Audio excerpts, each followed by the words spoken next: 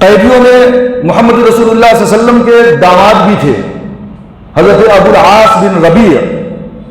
یہ بھی ایمان نہیں لائے تھے،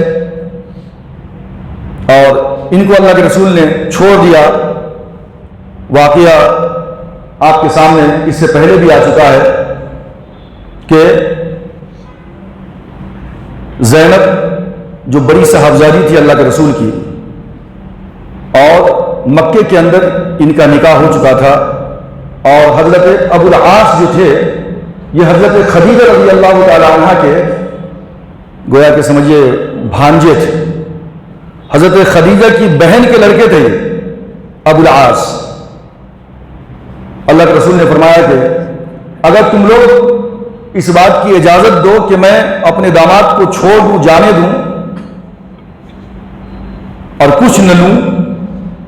چونکہ ان کو فدیہ دینے کے لیے کچھ نہیں تھا ان کے پاس، اور ایک قیدی کا فدیہ 1000 سے 4000 درہم متعین کیا گیا تھا۔ جو لوگ بالکل نادار تھے ان کو یوں ہی چھوڑ دیا گیا، اور جو پڑھے لکھے تھے ان کے ذمے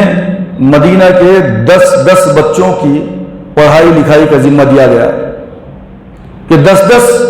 بچوں کو یا بڑوں کو پڑھنا لکھنا سکھا دو جو پڑھے لکھے ہیں، یہی تمہارا فدیہ ہوگا، اور اس کے بعد تم آزاد ہو۔ مکے کے اندر اللہ کے رسول کی صاحبزادی حضرت زینب تھی، ان کو پتہ چلا کہ شوہر گرفتار ہو چکے ہیں، کچھ نہیں ہے، تو اللہ کے رسول صلی اللہ علیہ وسلم کے پاس حضرت زینب نے اپنے گلے کا ہار نکال کر کے دے دیا۔ اللہ کے رسول کے پاس جب وہ ہار آیا تو اللہ کے رسول کی آنکھوں سے آنسو جاری ہو گئے،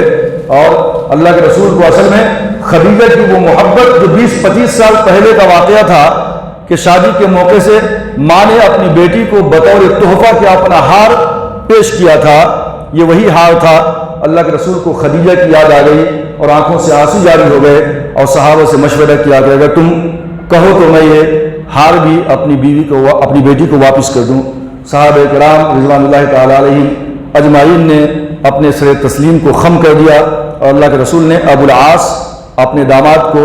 اس ہار کے ساتھ مکہ واپس کر دیا، واپس بھیج دیا، لیکن ایک شرط رکھی، چونکہ جس دن اللہ تبارک و تعالیٰ نے بدر کی کامیابی دی تھی مسلمانوں کو، اور اللہ کے رسول اللہ کی کبریائی اور بڑائی بیان کرتے ہوئے مکے یعنی مدینے میں داخل ہو رہے تھے بدر سے واپسی میں، تو اسی دن اللہ کے رسول کی صاحبزادی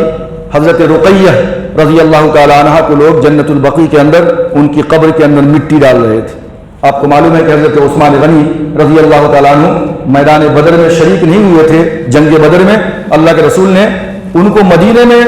یہ کہہ کر چھوڑ دیا تھا کہ تم جو ہے اپنی بیوی کی یعنی حضرت رقیہ کی دیکھ بھال کرو، وہ بہت بیمار تھی۔ تو اس طریقے سے اللہ کے رسول کے سامنے سے بیٹی جا چکی تھی، اس کا بھی بڑا قلق افسوس تھا، لہذا اپنے داماد ابو العاص سے یہ کہا کہ مکے جانے کے بعد میری بیٹی زینب کو تم مدینہ واپس بھیج دو۔ تمام کی تمام بیٹیاں اسلام لا چکی تھیں،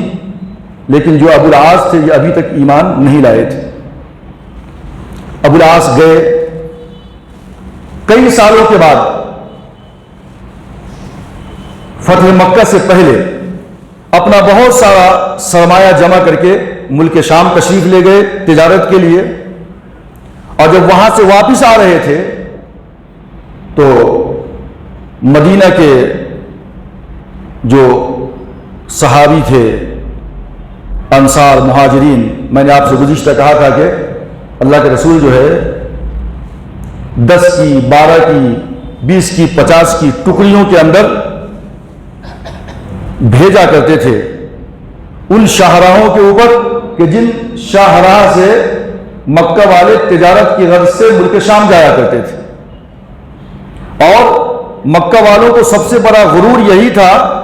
ان کی یہ تجارت تھی ملک شام کی، اور اسی تجارت کے ذریعے سے وہ اپنے آپ کو طاقتور بنا رہے تھے تاکہ ہم جو ہے سب مل کر کے ایک بار بھی ہتھیار خریدیں گے اور مسلمانوں کے خلاف سفارہ ہوں گے۔ تو اللہ کے رسول صلی اللہ علیہ وسلم نے یہ سوچا کہ ان کی کمر کو توڑ دی جائے، ان کو کمزور کیا جائے اس طرح کہ آپ جو ہے مختلف جگہوں کے اوپر اپنے آدمی کو بھیجا کرتے تھے. سریہ حمزہ رضی اللہ تعالیٰ عنہ، سریہ سعد بن ابی وقاص رضی اللہ تعالیٰ عنہ، سریہ عبیدہ ابن الحارث رضی اللہ تعالیٰ عنہ. یہ تمام سرایا ہیں جو اللہ کے رسول صلی اللہ علیہ وسلم بھیجا کرتے تھے. بدر سے پہلے کے واقعات ہیں. اب یہ میدان بدر کا واقعہ پیش آ چکا ہے، اس کے بعد یہ واقعہ ہو رہا ہے. حضرت ابو العاص واپس آ رہے تھے ملک شام سے، اور یہ صحابہ کرام جو اس راستے کے اندر موجود تھے انہوں نے لوٹ لیا مال سارا. اللہ کے رسول کے داماد کا ابو العاص رضی اللہ تعالیٰ بعد میں ایمان لائے ہیں، مدینہ تشریف لائے. صحابہ کرام اللہ کے رسول کو پتہ چلا، سارا کا سارا مال تقسیم کر دیا گیا صحابہ کرام نے مال غنیمت سمجھ کر. لیکن ابو العاص رات کی تاریکی میں چھپ کر کے اپنی بیوی زینب کے پاس آ گئے. ابو العاص نے اپنا وعدہ پورا کر لیا تھا جو اللہ کے رسول نے چھوڑ دیا تھا، اور کہا تھا کہ جا کے مکے سے میری بیٹی کو واپس بھیج دو. تو ابو العاص نے اپنے بھائی کنانہ بن ربی کے ہمراہ حضرت زینب رضی اللہ تعالیٰ عنہ کو مدینہ بھیج دیا تھا. حضرت زینب مدینہ میں تھی، شوہر کا مال لوٹا گیا، وہ چھوٹ تو گئے لیکن بچ بچا کر کے وہ آ گئے مدینے کے اندر اور اپنی بیوی کے پاس آ کر کے پناہ لیا. اور مکے کے اندر ہو یا مدینے کے اندر ہو، کسی آدمی کو پناہ حاصل کرنے کے لیے وہاں کے کسی شہری کی ضرورت پڑتی تھی، وہ اس کی امان میں آ جاتا تھا. رات کا واقعہ تھا، اللہ کے رسول فجر کی نماز سے واپس آ رہے تھے یا جا رہے تھے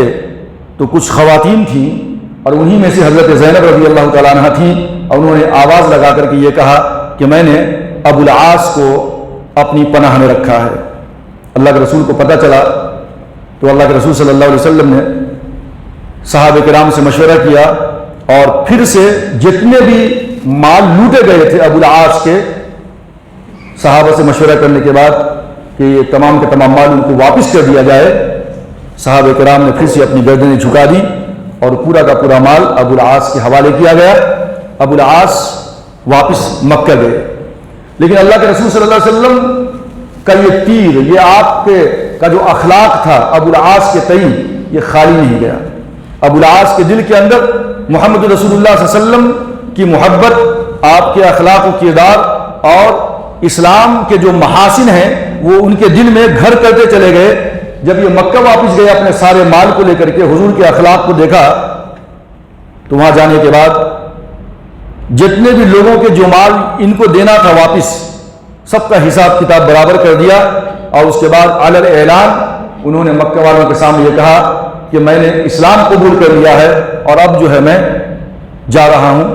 مکے سے جو ہے مدینہ. تو اس طریقے سے اللہ کے رسول صلی اللہ علیہ وسلم کے داماد حضرت ابو العاص رضی اللہ تعالیٰ عنہ نے بھی ایمان قبول کر لیا، مدینہ تشریف لائے. اور اس کے بعد بعض روایتوں میں ہے کہ نکاح کی تجدید کرائی گئی، اور بعض روایتوں کے اندر ہے کہ نکاح کی تجدید نہیں کرائی گئی. اور اس طریقے سے حضرت ابو العاص رضی اللہ تعالیٰ عنہ کا واقعہ پیش ہے.